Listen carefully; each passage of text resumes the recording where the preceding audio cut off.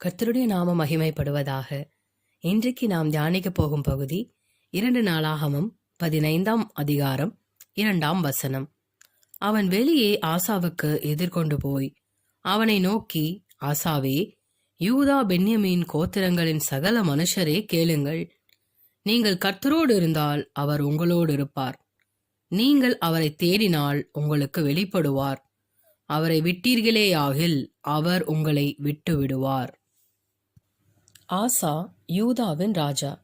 இவன் அபியாவின் குமாரன். ஆசா தன் தேவனாகிய கர்த்தரின் பார்வைக்கு நன்மையும் செம்மையுமானதை செய்தான். அதனால் தேவனாகிய கர்த்தர் அவனை சுற்றிலும் இளைப்பாறுதலை கட்டளையிட்டார். ஆசா கர்த்தருடைய சமூகத்திற்கு முன்பாக உத்தமமாய் நடந்தான்.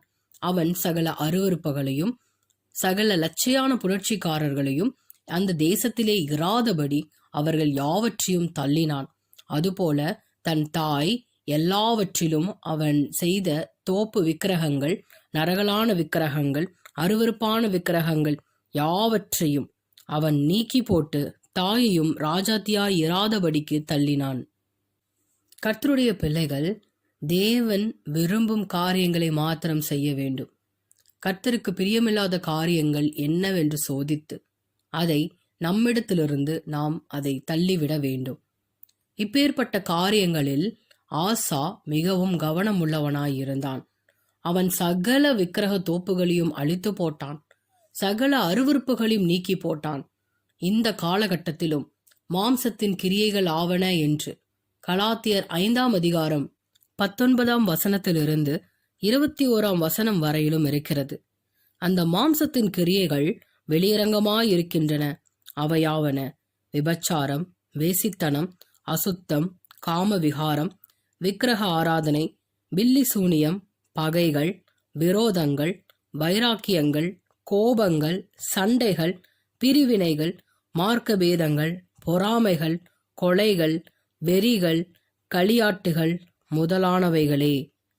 இப்பேற்பட்டவைகளை செய்கிறவர்கள் தேவனுடைய ராஜ்யத்தை சுதந்தரிப்பதில்லை என்று அப்போஸ்தலர் பவுல் கூறியிருக்கிறார். இந்த மாம்சத்தின் கிரியைகளை ஒழித்து கர்த்தருக்கு முன்பாக ஒருவன் செம்மையானதை செய்வானே ஆகில் கர்த்தர் அவனை சுற்றிலும் எங்கும் இளைப்பாறுதலை கட்டளையிடுவார்.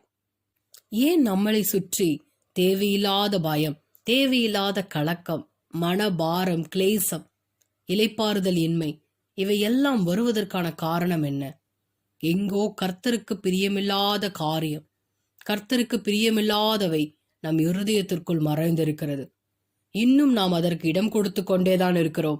அப்பேற்பட்ட காரியம் என்ன என்பதை நாம் அறிந்து நம் இருதயத்திலிருந்து அதை நாம் தூக்கி போட்டால் கர்த்தர் எங்கும் நம்மை சுற்றிலும் இளைப்பாறுதலை கட்டளையிடுவார்.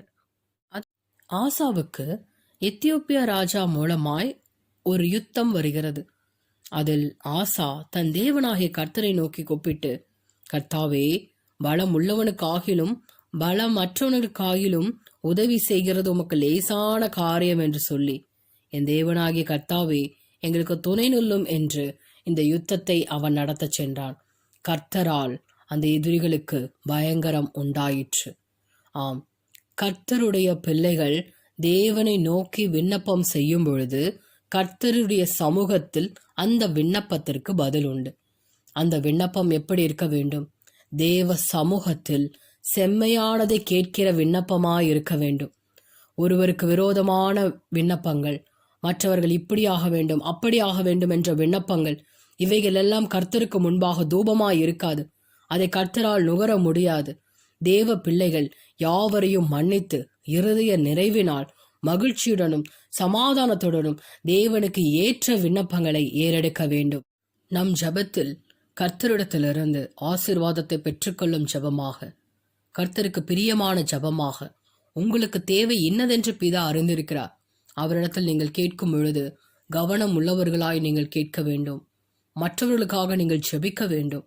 உங்களை நிந்திக்கிறவர்களுக்காக, துன்பப்படுத்துகிறவர்களுக்காக நீங்கள் ஜெபிக்க வேண்டும். இப்படி நீங்கள் செய்யும் பொழுது கர்த்தர் உங்களுக்கு நன்மையான ஈவுகளை தருவார். எப்படி ஜெபிக்க முடியும்? ஏனென்றால், ஆண்டவரே, இவர்கள் செய்தது தவறு, அவர் செய்வது இன்னதென்று அறியாது இருக்கிறார்கள் என்று அவர்களுக்காய் பரிந்து ஜெபிக்க வேண்டும். இப்பேற்பட்ட ஜெபத்தில் தான் கர்த்தர் பிரியமாய் இருக்கிறார். அவர்கள் இப்படியாக வேண்டும், நன்றாக இருக்கக்கூடாது என்று இப்படியெல்லாம் நாம் ஜெபித்தால் அது கர்த்தருக்கு பிரியமானதல்ல. ஆசா அப்படித்தான் ஜெபிக்கிறான். பலம் உள்ளவனுக்காகிலும் பலன் அற்றவனுக்காகிலும் உதவி செய்கிறது உமக்கு லேசான காரியம். ஆண்டவரே, எது நடந்தாலும் உம்மையன்றி எனக்கு நடக்காது என்பதை தாவீது தீர்மானமாய் இருந்தது போல தாவீதின் வழியில் வந்த ஆசாவும் தீர்மானத்தோடு இருந்தான். காரணம், நமக்கு வருகின்ற நிந்தனைகளும் சோதனைகளும் பிரச்சனைகளும் கர்த்தரை தாண்டி நம்மை வராது. நம்மிடம் அது வருவதற்கு கர்த்தர் அனுமதிக்க மாட்டார்.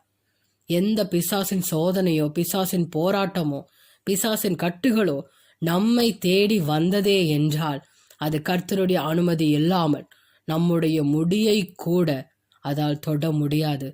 காரணம், எதுவும் உங்களை சேதப்படுத்தாது என்று கர்த்தருடைய வார்த்தை நமக்கு இருக்கிறது. நாம் கர்த்தரை உண்மையாய் தேடினோம் என்றால் நாம் அவரை தேடும் பொழுது கண்டடைவோம். அவரை விட்டு நாம் விலகினோம் என்றால் அவரும் விட்டு விடுவார். ஆம், ஆனால் தேவனுடைய இரக்கம் மகா பெரியது. கர்த்தரை விட்டு தூரம் போயிருப்பீர்கள் என்றால் கர்த்தரை சேர்ந்து கொள்ளுங்கள்.